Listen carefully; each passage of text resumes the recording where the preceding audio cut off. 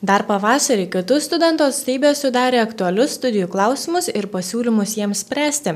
Studentų atstovai išskyrė 6 silpniausias universiteto vietas. Studentų atstovybė, matydama, jog yra tam tikrų problemų universitete, susijusių su studijomis, nusprendėme surinkti jas visas į vieną krūvą, paruošti vieną dokumentą ir jį oficialiai pristatyti senatui. Priklausomai nuo klausimo, nuo problemos, buvo sudarytos darbo grupės, prie kiekvieno klausimo paskirtas atitinkamai tai suprantantis ir tai žinantis žmogus, kuris savo klausimą gilinosi, domėjosi. Buvo toks priimtas kaip ir nutarimas, jog visi fakultetai savo tarybose aptars, išsirinks toks klausimus, kurie jų fakultetuose yra patys aktualiausi ir labiausiai reikia prie jų dirbti. Tarp koreguotinų dalykų pirmiausiai yra dėstytojų pedagoginiai gebėjimai ir aktuali studijų medžiaga. Labai yra daug dėstytojų, kurie yra mokslininkai, yra profesoriai ir jiem priklauso dėstyti paskaitas, tačiau jie labiau atsidavę yra moksliniai veiklai negu studentų dėstymui, studentų mokinimui.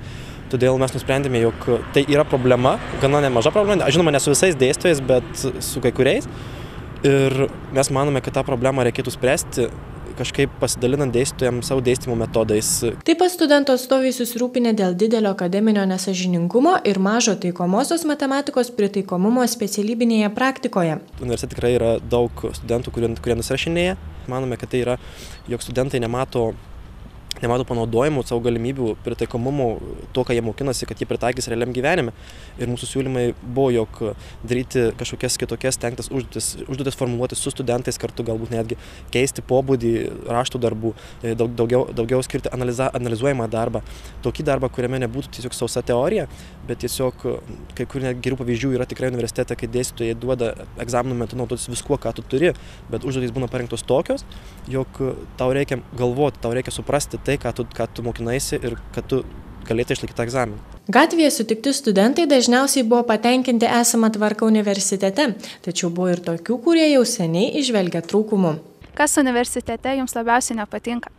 Nepatinka tai tikriausiai netikslinga medžiaga, kuri būna kartais nepanaudojama, nes nėra motyvacijos mokytis, kai tu gauni medžiagą, kurios nežinai, kaip gali panaudoti ir jos mastas yra nerealiai didelis. Nepatinka, kad įeinant į universitetą kartais pasitaiko rūkančių žmonių, aš kadangi pats nerūkau, tai man nelabai patinka kvėpuoti jų dūmais išmetamom dujom. Mokytis iš tikrųjų nėra jau taip lengva ir visada malonu, tai manau, tie visi minusiukai maži nesiskaito. Gal kai kurių dėstytojų mokymų metodai, kad jie labai senamadiški, viską rašo ant lentos, kad skaidrės pasiimtų ir stengtųsi nusileisti iki studentų lygio ir aiškinti normalesnę žmogišką kalbą. Mokymosi krūvis gan didelis, nes medžiaga, kurią reikia išmokti koliokviumui arba egzaminui, yra per didelio masto ir dėl to gal ir atsiranda visos tos šperos ir nusirašinėjimai. Todėl tas man labiausiai nepatinka.